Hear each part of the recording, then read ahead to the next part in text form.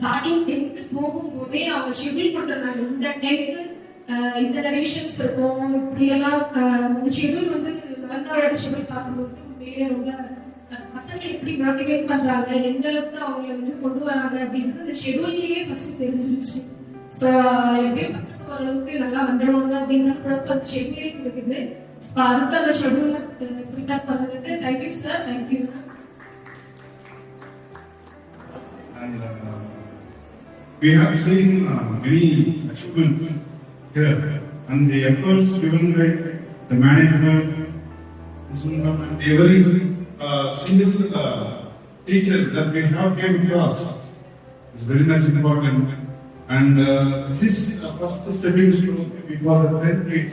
Each and every teachers, because parents are considered, I don't know, teachers, their effort is very much appreciated.